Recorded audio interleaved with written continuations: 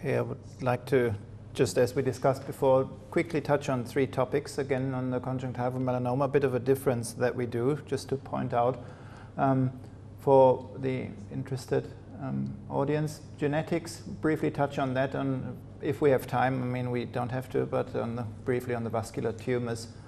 This work is mainly set up by Bertel D'Amato, and Sarah Copeland, who, as I said, is running the pathology service of that. You heard about the conjunctival melanoma. We basically do the same thing. It's rare, but it's underestimated. I mean, the metastasis rate is 20 to 30%. So if you see these people in clinic, 1 of 3 will die from the disease. So we still feel that the biggest problem we have if the lesion is underestimated at first point of contact, that you think, oh, it's just a little freckle or whatever. And if it's not treated the right way, the first treatment cycle, then we get the problems afterwards. So I think it's very important to look at the 10-year mortality of 30% of these melanomas. And I think one of the major problems is indeed the classification of these lesions. This is what you use in daily life, and there's a terrible confusion of what is this really. Is it good? Is it bad? What do I do? How often do I see these patients?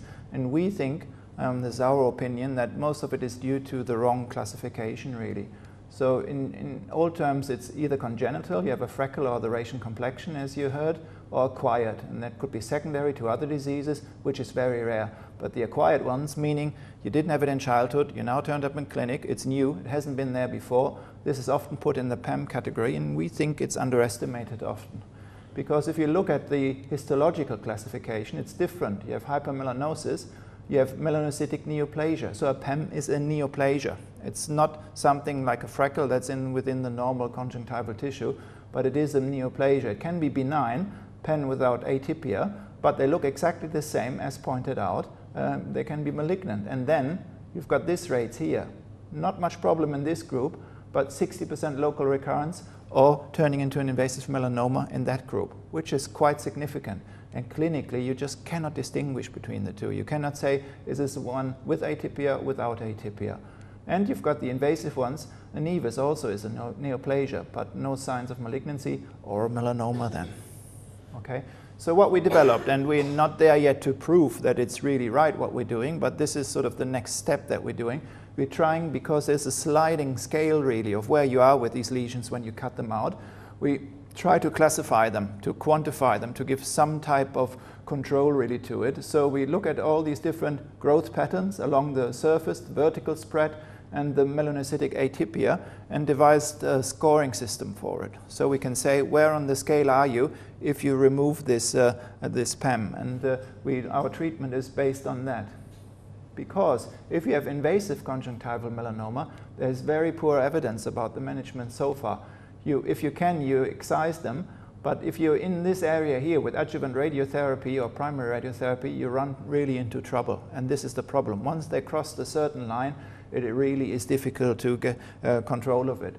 So just similar to the London group as they just presented, we do the no-touch technique. We go about 1 millimeter to 2 around the lesion, excise them, and remove them just as described before. But then you do have the histology, and we test for BRAF, and I come to that as well, of these lesions. We close them, and this is only the first step. If there is atypia, they always have a second treatment, an adjuvant treatment, because we think at this stage is the best stage to be successful in the long term, to treat them.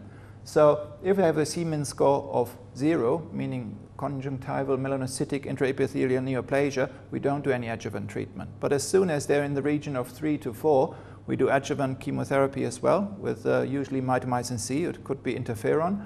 Or if they have invasive melanoma, meaning going through the basement membrane, we also do local radiotherapy, and we don't have a strontium plaque. We do have our ruthenium plaque we use for choroidal melanoma that you can put in this area.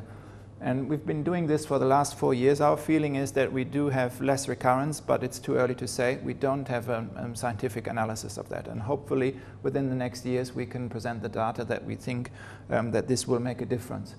One word to BRAF. I mean, Professor Ottensmeyer would be better to say. I think it's a game changer, isn't it, for skin melanoma. So this mutation and the BRAF is present in about 60% of conjunctival melanomas. So we have the first one treated. I don't know, have you seen the patient yet? I think we treated it in Southampton with vemurafenib. I don't know if he's been back to you, but I think we just started treating him. A young patient with a similar tumor, being excised, unfortunately, very quick metastatic disease, 2 lymph nodes, 2 lungs, and he had the BRAF mutation and then been started on vemurafenib. It's very expensive, isn't it? How much is the treatment? £3,700 per week. So how much is it altogether? What do you think? Well, that's your progression, median survival. Progression is about 6 months. Okay, so we'd be very interested to see if it makes a difference in conjunctival melanoma as well. We just have to wait for that. We've seen objective responses. Yeah, so I think we've got 3 patients. 3 patients now, yes. So the first one I remembered was just 2 months ago, but that'd be very interesting. So I think that's the next step for this really risk group of patients. Regarding the biopsy of choroidal tumors, as I said, we have a bit of a different opinion on that because these tumors, they look the same, and this in the Shields classification would have a very low risk, but it turns out to be a monosomy 3 tumor. So does it help you if you know that? So far not, but I think we heard the talks today that the field is changing, okay? So I'm pretty sure that at the moment we can't really be sure that if you find out you do make a difference, but with all the advances we just heard earlier today around the corner, I think you have to be prepared for that day. It does make a difference because then this patient will ask you, is it, I'm in the high risk or low risk group? Do I need any adjunct treatment, yes or no? And I think this is why we do need the biopsy to develop that. We're not there yet of being very, very good at it, but we're getting better, and we are just awaiting the day when we finally have a good treatment for it, and then you have to do it. You have to answer these patients here. Is it a high risk or low risk? Do I need any additional treatment, yes or no? And also, I think it's important now, if you do have a disomy 3 tumor like this person, we don't recommend any follow-up examinations regarding screening because you screen so many patients, you worry so many patients with next to no risk, really. So we don't recommend that. So I think we have to distinguish that in these small tumors you're not always successful, as I come to it now, but we try to improve it, and we want to be prepared for the day when there will be a very successful treatment, hopefully, for patients with metastatic disease. So what do? We do either transsclerally or transretinal, depending on where the tumor is located. We changed our technique. The transscleral, believe it or not, is more difficult, really. Why? If you have a tumor 2 or 3 millimeters, the thickness of the sclera you don't know beforehand. So it really turns out that you sometimes have a very thick sclera, so you have no idea how deep you go with your needle, and now you're in tumor on yes or no. And with a transscleral needle biopsy, we had a lot higher failure rate. So what we do now, we prepare a flap just like a trabeculectomy, open the sclera lamella, and then go in with the biopsy forceps. So we have to find out whether this will improve our yield, but our first impression of the first series is that the transscleral with a flap biopsy and the forceps is better than just the transscleral needle biopsy. The transretinal biopsy, 60%, this is our preferred method if we can do it, and I tell you about the complications as well. So just to demonstrate, this is an iris tumor. The patient wanted the confirmation of the diagnosis beforehand. It's amelanotic, but we thought, okay, we then do the biopsy beforehand. And these are very nicely done either with the biopsy forceps or with a cutter. But these are the Bornfeld biopsy forceps you can see there. They go in quite nicely, and it's like a chamber in there. It's not just the forceps, but they have a little chamber in there. So you go in the tumor, you get a bite out of it, and you have a little really piece of tissue that is preserved for diagnosis. You always have a little bit of a hemorrhage in almost every case. In most cases it doesn't cause a problem, but occasionally it does.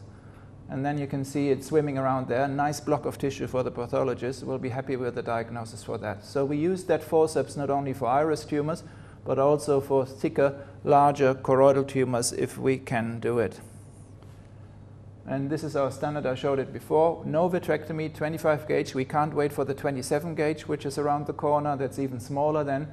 Go through the retina, cut away. You always have a bit of hemorrhage there. Are there tumor cells in there? Probably yes, but if they're only in the vitreous, they don't really cause a problem. They do cause a problem when they leave the vitreous out of the sclera or the conjunctiva. This is where they're on fertile ground and they grow. As long as they're in the vitreous, they don't cause a problem in the eye. We don't do laser. I think the trick is not to do a vitrectomy. So leave the vitreous attached there. And in most cases, your choroidal tumor is like a scleral buckle built in already. So you don't need to do any laser.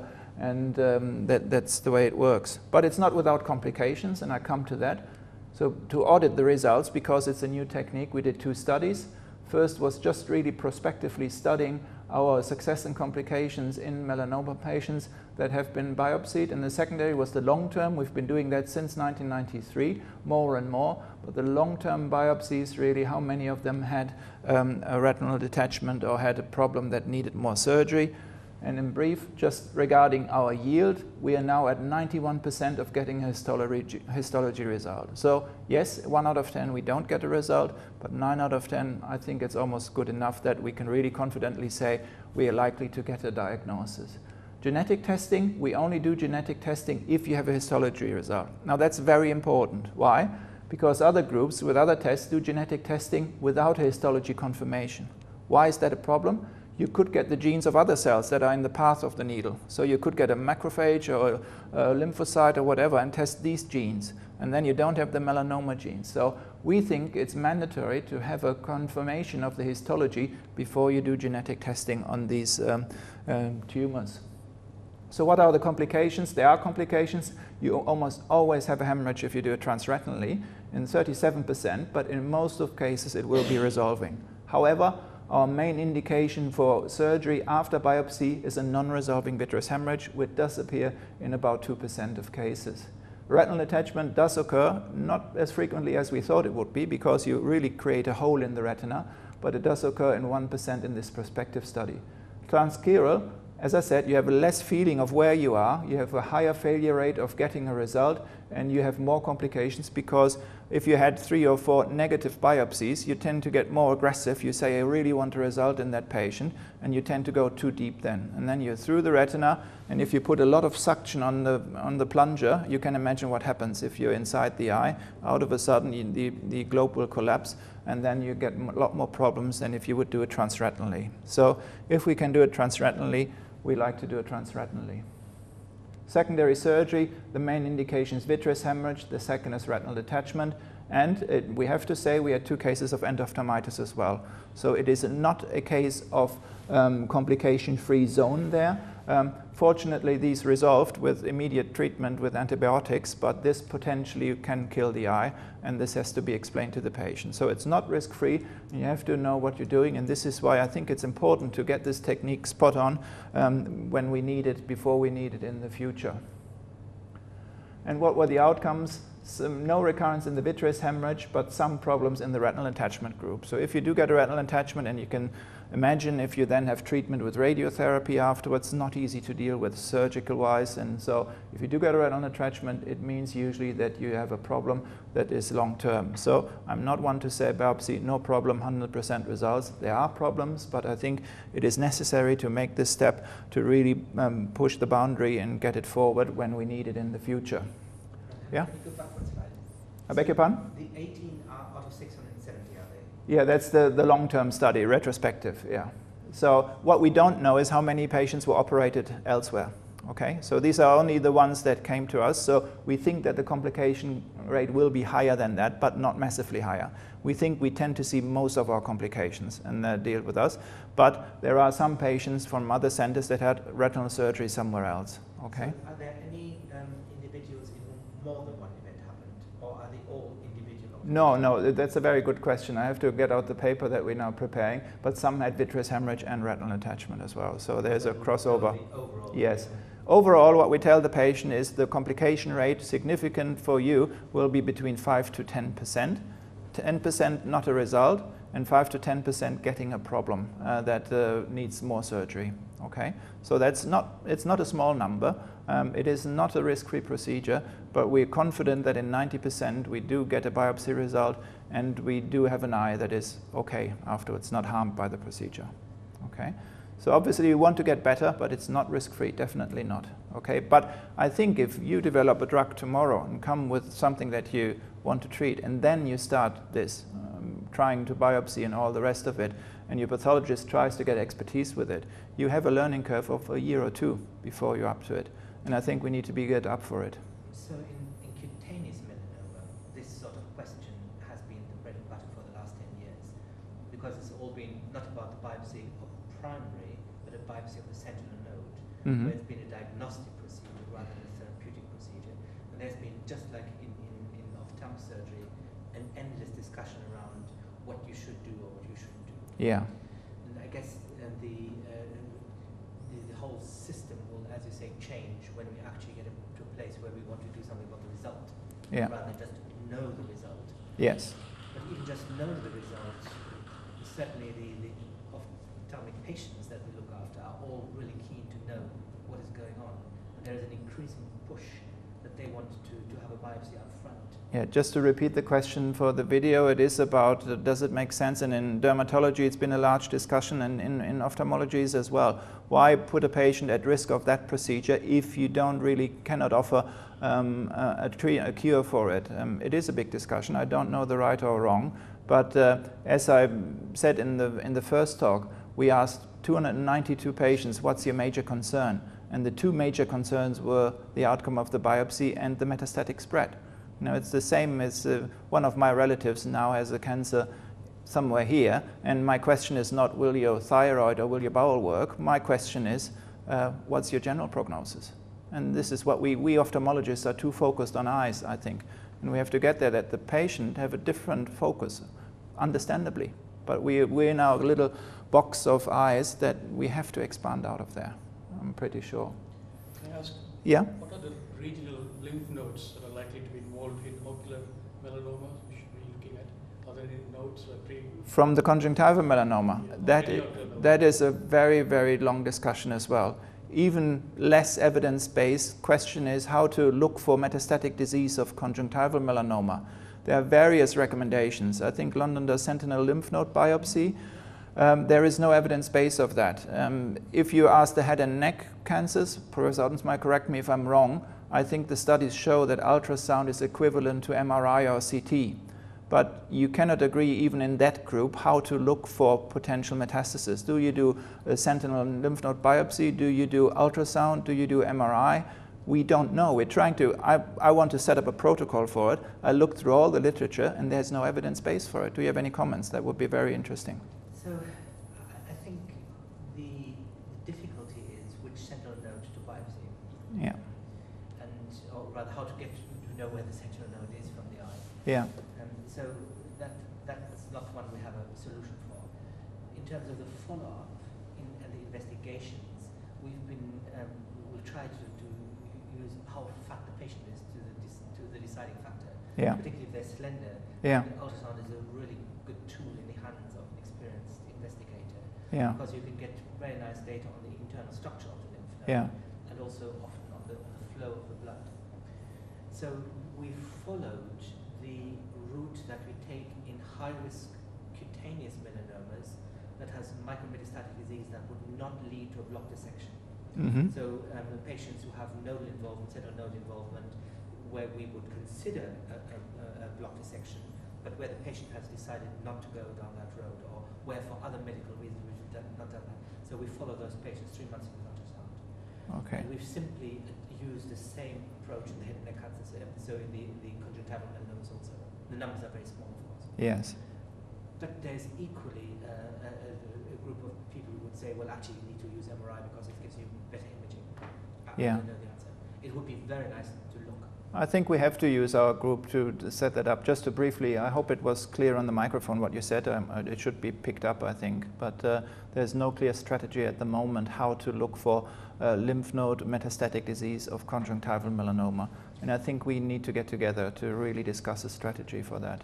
So I've recently started looking after a patient that Vicky Cohn referred to. She lives on the other side of Southampton. Yeah. So drives by Southampton to go to Barts. And when I discussed this patient with Vicky, we agreed that we would probably go for ultrasound-based follow-up, and that seemed to be in line with what she would have suggested also. Yeah, I mean, there is a group, Ismaili in the USA, who comes from the head and neck side, who is more aggressive regarding the biopsy. But as far as I understand, you have to know what you're doing, otherwise you end up with potential terrible problems and following the surgery. Yeah. And so it's a group of an area of debate that we need to improve on. I fully agree. So lastly, what I showed beforehand, it is not without risk. Yes, we had 2 patients with spread locally controlled. It does spread. We take all the precautions, but we cannot exclude that this will happen in the future as well. It certainly is a warning sign that you just shouldn't rush into it and just biopsy everything you see now, because this danger is definitely there. Although we can give a number to it, and the figure now is 0.5%, less than 1%. And does this patient have 2 metastases? Yes, there are 2, and they were treated successfully with plaque radiotherapy, and another one I did, and this had a transretinal biopsy, so this is along the outflow channels where you put the vitrectomy in, and I had one after transscleral, where I did the transscleral biopsy about here, and the seeding was about there, on the opposite side of the conjunctiva. It's 2.5 years now, it's controlled after plaque, but this is a shock, obviously, and it makes you be very aware that it is an invasive procedure with a potential risk. There's no doubt about it. Last thing regarding the genetics, I want to briefly touch on what we're doing there, and it's more of Sarah's part and Sarah's group, and Helen Callery is coordinating that with the other centers that are involved, and Southampton obviously as well. And what we're looking is really have a link between the clinical trials, the biology, the biomarker discovery and development, and what we need is what you've said earlier today, is we do need material for it. So what we're collecting is, or what we set up, or Sarah has set up, and Helen, is the Liverpool Ocular Oncology Biobank. So we're collecting tissue. That you have all these, markers and new tissue developments, and it would be great if you one day find XYZ and go back to a cohort of 100 patients where you know the outcome, whether they develop disease, yes or no. That's exactly what we're doing. So most of the patients do agree to get tissue. They get blood taken, and if we do get a sample from their tumor, we store that as well, and it's obviously all with very strict rules of ethics approval, and for any new study you need the approval of the patient. So that's very well guarded, I say, in the UK. There's nothing like that in Germany. You do one signature in the beginning if you enter the hospital, and basically you sign all your tissue away for whatever you do. And because of the scandals we had in the UK, the good outcome is this is now very well regulated, and you're not allowed to do anything with the tissue that is you're not supposed to do. And I think it's really leading by example. I don't know of any other country where it is that strict and that good now, because now you also look at the tissue, because somebody will check what is block ABC from patient XYZ doing, and you have to be sure it's there and it's stored in the right conditions. So I think that's very good. This is the figures, what we do. We sample also vitreous if we do, aqueous if we can get it, and blood from the patient. So we're building up a big tissue database for future testing and prognostication. Prognostication has changed through the seminal paper from the Essen group, really, who showed that if you look at patients developing metastasis versus no, that monosomy 3, so only one chromosome 3, is obviously a very, very significant risk factor for it, for reasons we don't know yet. So we don't know why chromosome 3 loss is the big problem, but it is a big problem. And it's been done in Liverpool really routinely on all patients that we can do it on with FISH in the beginning. And why say FISH? There are different methods of looking at chromosome 3 in the chromosome analysis, and that is important for the patients to know as well, because the quality is different between the two with the different methods. It's not only monosomy 3, but if you have a gain in chromosome 8, there also is a difference, and in 1 there also is a difference, and you can combine all of them then into low-grade melanomas with these changes as well. So it's getting a bit confusing, and after a while, what should I look for? And you got the clinical risk factors as well. As mentioned earlier, the size of the tumor plays a role. Is it ciliary body? Is it epithelioid cell, spindle cell, and so on and so forth? So Bertel and Sarah made a 7-year analysis of the data, with cytogenetics being really the most important one. But we combine everything into a database now, and we do the analysis now with MLPA. So that's a new method. FISH is the old method. Now it's MLPA, looking at these chromosomes, and this is more sensitive than FISH. So if you compare it to other methods, it's important to look how did you do the chromosome status, and we now use MLPA as our standard to look at these. So it's cytospin, these people are working on it. You look at MLPA, and sometimes you don't get enough material and you don't get enough results, so in comes a new technique which is called MSA, but that only looks at chromosome 3. So if we get a result with MLPA, we take that. If we don't get enough material, we can still try MSA, but that only looks at chromosome 3 and not at the other chromosomes that I mentioned earlier. But as I said, everything together, is it extraocular spread, epithelial type, and the classic risk factors are put into a big mixer, so to say, and this mixer is a LAMPO database. This is a predictive database to put it all together to make a prediction and then a risk assessment. And this has been sort of trialed and tested with our large database of patients. It's constantly refined. So whenever we get a new thing, we put it in, and through neural networks, this is then redefined to get to this.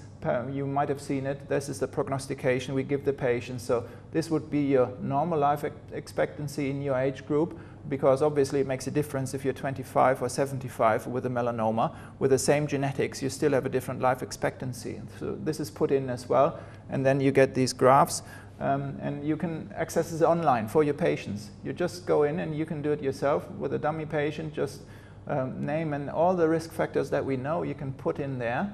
And then you get the curve and can look at the prediction there. This is obviously for professionals only, but we find this a very useful database, and the more patients we put in, the stronger it gets. So the more clinical information we have on follow-up of patients, the better we can predict in the future where we are and where you get your prognostication then.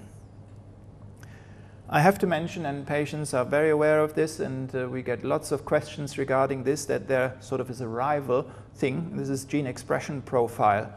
This has been developed in Essen as well, but it's not the Essen group that is really putting this forward.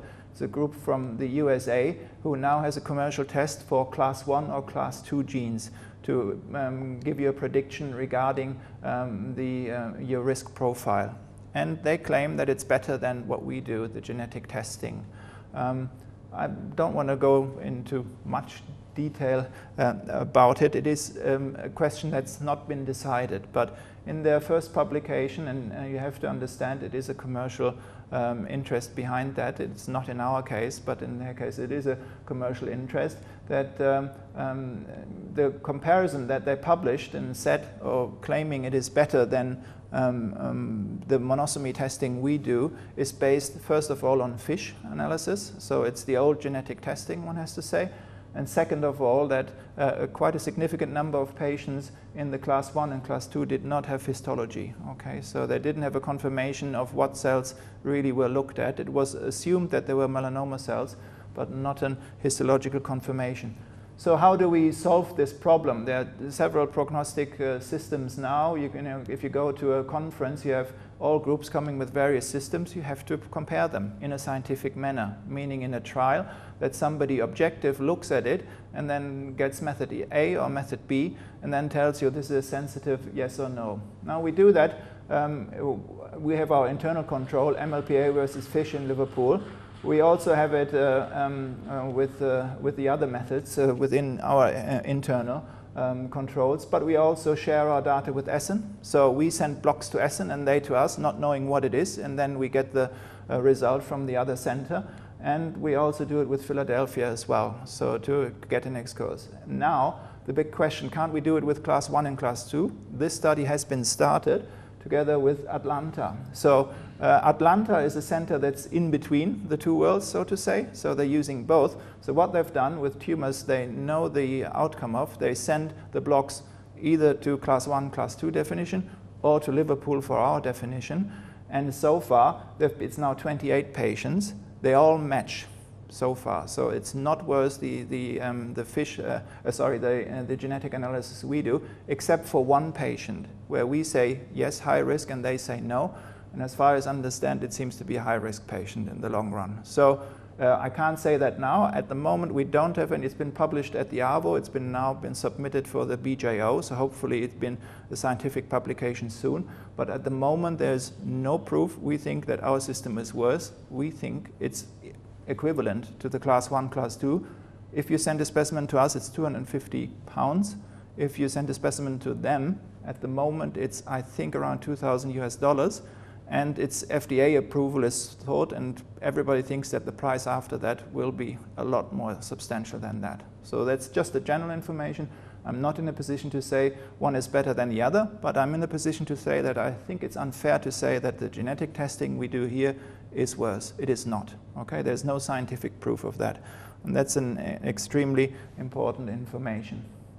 What has also been shown, the BAP1 seems to be a driver as well. And it's an enzyme that is a tumor suppressor, metastatic suppressor. And we looked at it. It's either there in all cases or it's none. There's no sort of mixed thing. And it seems to indefinitely make a difference, but possibly not as strong as the other predictors we had so far in this analysis. And I think we can probably skip the vascular tumors now. Are we at the end of it?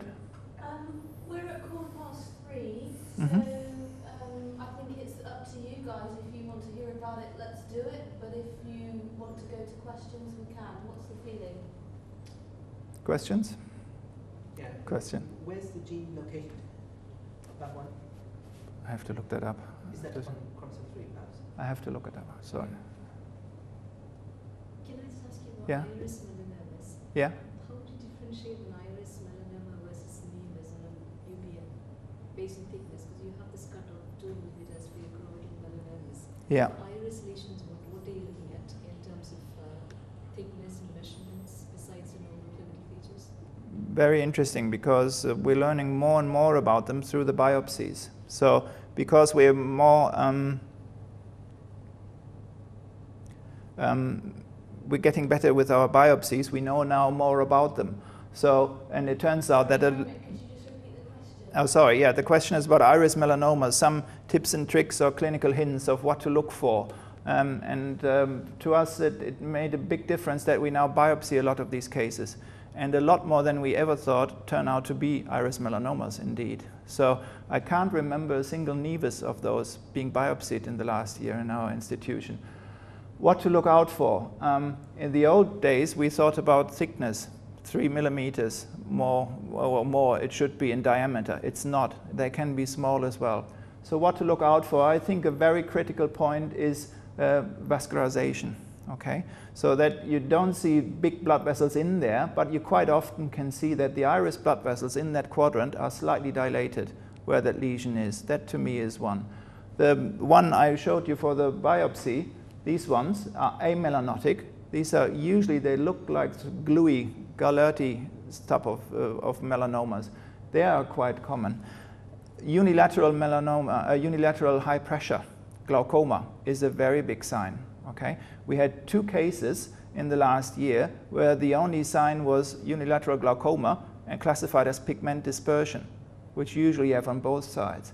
So it was an iris melanoma in 2 cases without an iris melanoma. You couldn't see a tumor. It was just scattering of pigment everywhere. So it looked like pepper everywhere, but there was no tumor on UBM or wherever. So what we've done is a biopsy of an iridectomy, and these were melanoma cells without a primary tumor. I don't know if you had the same experience in London, but these are... It's presented one paper on a patient treated for Fuchs heterochronic cyclitis. Yeah, so these are the ones. Drugs, and no one noticed that the problem was the eye was darker Hmm. than the normal contralateral eye, not lighter. Okay. It's actually a thick layer of tumor cells growing over the iris surface. Finally, photo documentation is extremely important because they grow so slowly. I had some patients really who said, you know, it's been first seen when I was 18 or so, and they sit in front of you with 45. And yes, there has been a growth, but you think it can't possibly be a melanoma over 30 years or so. Yes, it is. It can be. If a documented growth after teenage years is a real risk factor. If we do UBM, we look at the iris stroma really. Usually what you see on UBM is this line, this iris line, and that usually is not disturbed if you have a nevus only. But what is typical in melanoma, that the melanoma crosses that line on ultrasound, on UBM. So in this case it's fairly typical, but in smaller tumors obviously it is a problem. But if this line is disturbed on the UBM, this is what you really have to look out for. And the only answer really to the question is photo documentation, documented growth, or a biopsy. And in the case of doubt, we do a biopsy now. Because with a 25 gauge cutter or with the forceps, we do have a good yield with a low complication rate. Again, we don't have 100%, we're still at 90%, but this is what we would recommend.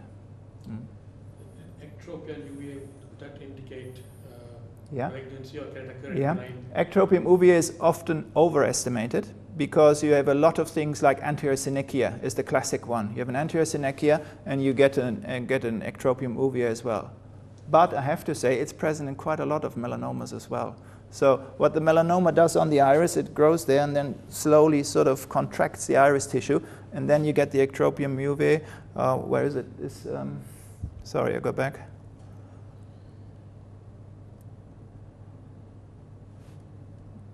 Where are we? Sorry, see if I can find that again. Oh, there it is. So you can see the ectropium UVA in the making here, okay? How it is contracting and then slowly pulling around the pigment epithelium of the iris that you then see. It's not a hardcore sign, and you can often see it in non-melanomas, but I have to say in some of them it's really present. So I wouldn't, if in case of doubt, it's better to refer and have it checked, I would say. Can they occur in benign lesions? I mean, in the presence of an ectropion UVA, does it indicate a malignant lesion, maybe non-melanotic Yeah. lesion, but can a benign lesion produce those changes? Yeah, can ectropium UVA? Yes, easily. As I said, an anterior synechia will get you the best ectropium UVA. Or what we often see is type of iris atrophy. So if you then put it on the slit lamp on high beam to get your pupil reaction, you will see that all of the iris will contract, but not in the sector where the ectropium UVA is. And you get an iris atrophy there. And this is what you commonly see in benign lesions. So ectropium UVA is overestimated as a sign of malignancy, but it is present in quite a number of iris melanomas, I have to say. So ideally we should be photographing all. It is so important, really. Photograph documentation is really so important. It is so underestimated. For conjunctival lesions as well, as mentioned in the previous talk, for us it's important to put a plaque on afterwards. If you send the patient, oh, it turned out to be a melanoma, which can happen, in 1 to 2% of pterygium, you do have a malignant disease in there, squamous cell carcinoma or melanoma, 1 to 2%. And it is not a problem if you know where to put the plaque afterwards, if you have a photograph. So whatever I remove of the eye, the surface of the eye, I would take a picture, really, as simple as that. I would not do it without photographs. And nowadays, it's easy. There are very good iPhone adapters for your slit lamp. So you don't have to do it that way. Obviously, it's better if it's stored somewhere where you can look at it. But every department that's doing surgery to remove things from the surface should have an anterior segment photograph and should photo document them. So say that again, you're using your iPhone to take pictures? Some people do. Believe it or not, the patients at risk are patients in private practice.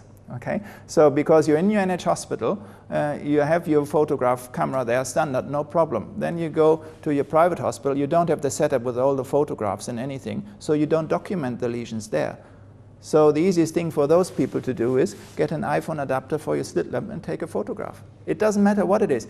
Even for us, it's easy to ask the patient, do you have, your wedding or your driving license photograph to just look for a small spot on the iris. If you're from Asia, no chance, nothing you can see. But if you're from the north of England with a blue iris, you can see a dot there. So it doesn't matter what photograph it is. The worst photograph is better than none. So it's very important to do that. Our trust is absolutely paranoid about photographs on mobile devices. Yeah. Absolutely refuse to take a photograph.